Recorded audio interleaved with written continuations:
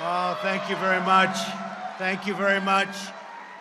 And thank you very much also to a man named Matt Schlapp. What a job he's done. And to CPAC. I actually started quite a while ago in CPAC and came here, probably made my first real political speech, and I enjoyed it so much that I came back for a second one, then a third, then I said, what the hell, let's run for president, right? But it's wonderful to be back with so many great patriots, old friends, and brave, young conservatives. What a future you have.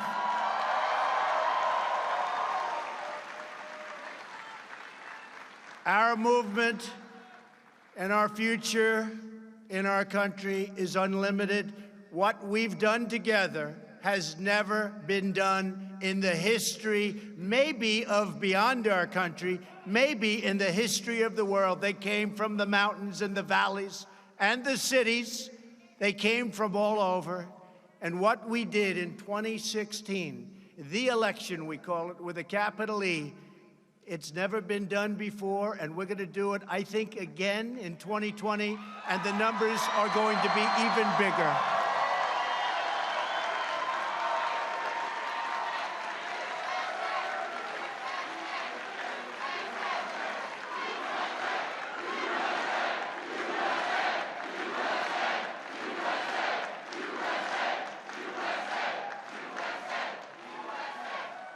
And we all had to endure as I was running. So you had 17 Republicans plus me. And I was probably more of a conservative than a Republican. People just didn't quite understand that. They didn't understand it. I think now with what we've done with the judiciary and so many other things, I think they get it very well. And it's driving the other side crazy. But we all had to endure, remember? How many times did you hear for months and months, there is no way to 270? You know what that means, right? There is no way to 270. They couldn't get me there. We might as well have just given up. But there wasn't any way to 270. In fact, I actually went up to Maine to get one, and I did win the one, but we didn't need the one. We won Maine. We won our half of Maine, remember? You have Nebraska. We won both in Nebraska. We won the half we had to win in Maine. So we got the one, but we didn't need the one because we didn't get 270. We got 306 to 223. 223, 306.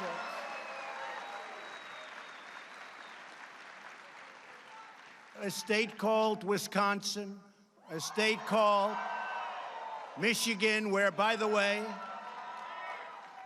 where Fiat Chrysler just announced a $4.5 billion incredible expansion and new plant, doubling their workforce. Many, many car companies have moved back to Michigan and are continuing to do so. Big numbers. Nobody ever thought they'd see that happen. So I think we're going to do even better in 2020. I think we're going to do numbers that people haven't seen for a long time.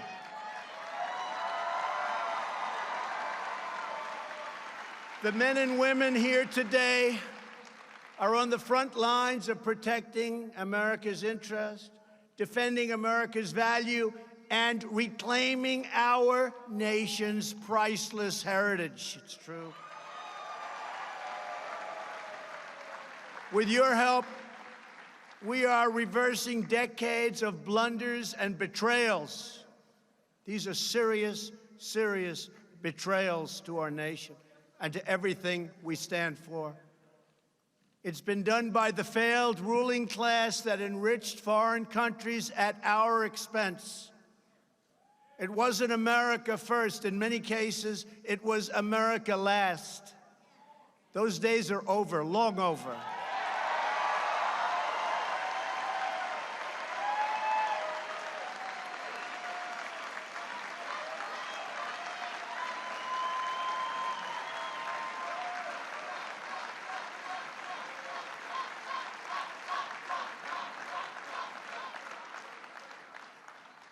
America is winning again.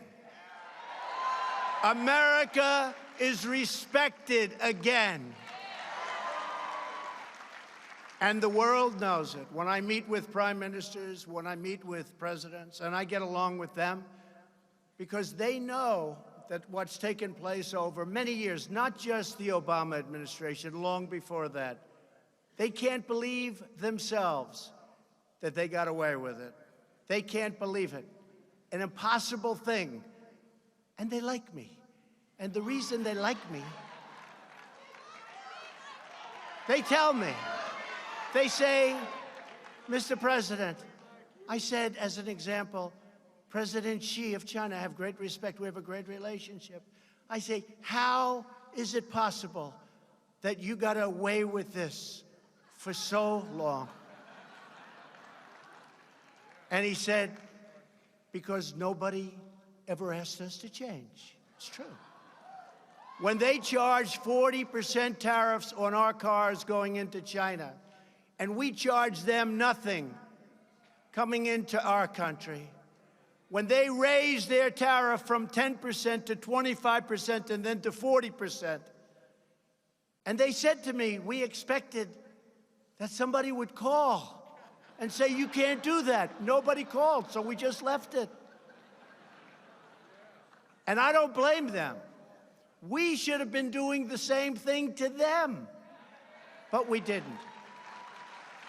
True. Right? Hard to believe. It's hard to believe. But now things are different. Now we're negotiating with China. They wouldn't negotiate with previous administrations. But I found some very old laws from when our country was rich, really rich. The old tariff laws. We had to dust them off. You could hardly see. They were so dusty.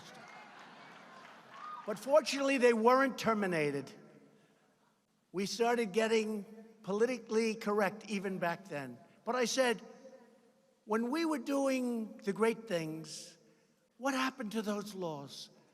And I checked. And I found 301 and 382. I found one 1938. Where we can do what we have to do. But, you know, they had a debate it was really a rough time in our country because we had so much money, we didn't know what the hell to do with it. Tough time. It was called the Great Tariff Debate. Mark Levin will look this up. And the problem is with Mark, if I make a little mistake, he'll let us know on Sunday night. I got to be very careful when I talk about this. But it was the Great Tariff Debate of 1888. And the debate was we didn't know what to do with all the money we were making. We were so rich. And McKinley, prior to being president, he was very strong on protecting our assets, protecting our country. And he made statements that others cannot come into our country and steal our wealth and steal our jobs and build their country and not defend our country. We can't do that. We can't ever allow that to happen.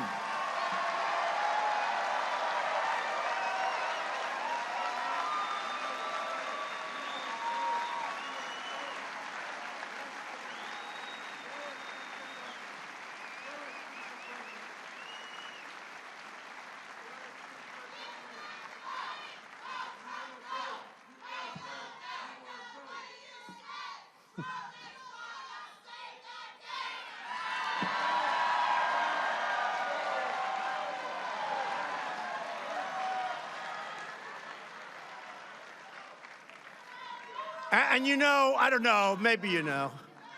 You know, I'm totally off script, right? Thank you, darling. You know I'm totally off script right now. And this is how I got elected, by being off script.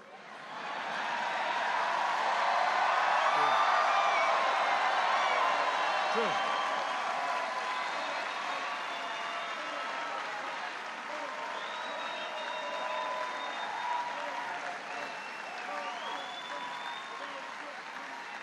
And if we don't go off script, our country's in big trouble, folks, because we have to get it back. And when I look at what's happening on the other side, I encourage it. I say, no, I think the new Green Deal, or whatever the hell they call it,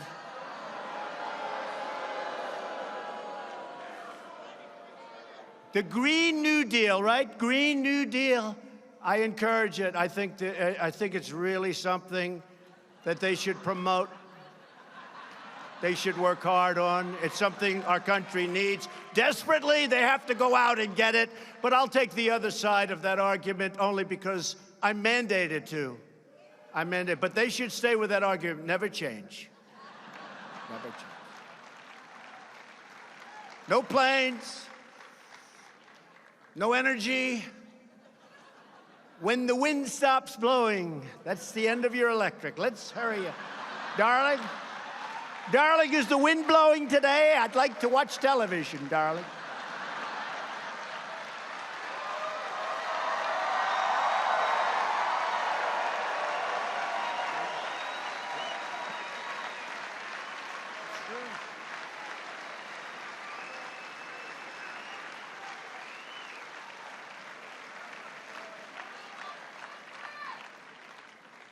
No, but it's true. So the great tariff debate of 1888, and then we had so much money. We could do whatever we wanted. We built forces up that were incredible. Then in 1913, they ended tariffs, okay? They ended tariffs. Somebody got stupid, and they ended tariffs. They said, oh, it's okay for other nations to come in. I won't use a certain word because it's not politically, but everybody knows the word I'd love to use. Should I use it? I won't do it. Our great First Lady always said, don't use certain words, please. I say, but the audience wanted me to do it. She said, don't do it.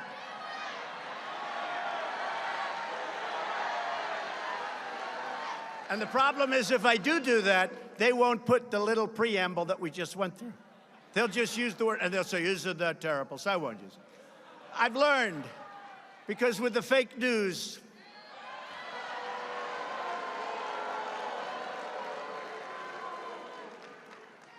if you tell a joke, if you're sarcastic, if you're having fun with the audience, if you're on live television with millions of people and 25,000 people in an arena, and if you say something like, Russia, please, if you can, get us Hillary Clinton's emails. Please, Russia, please.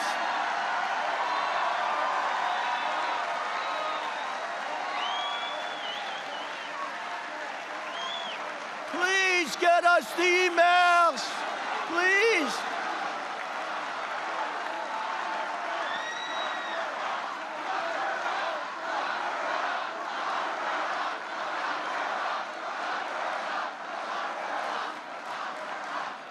So everybody's having a good time. I'm laughing. We're all having fun. And then that fake CNN and others say, he asked Russia to go get the emails.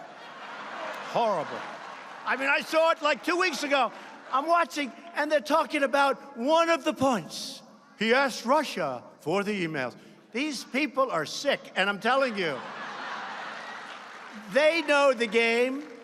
They know the game. And they play it dirty, dirtier than anybody's ever played the game. Dirtier than it's ever been played. But the thing that we've done is very special, because on trade and because of tariffs, and I know there are people in the Republican Party and people, really even conservatives, good conservatives, they don't like tariffs. I'm not liking or not liking. The minimum, the greatest negotiating tool in the history of our country. Do you think China would be sending their top representatives over? Right now, China's paying 25% tariff on $50 billion worth of technology goods. I was then going to charge them 25% on $200 billion. Not like 200 million, that's a lot. This is 200 with a B, billion. 200 billion. So, but I was nice because we're having a very strong negotiation, which, if it weren't for tariffs, and I tell this to President Xi, this is nothing to hide, I would never be talking like this because in theory,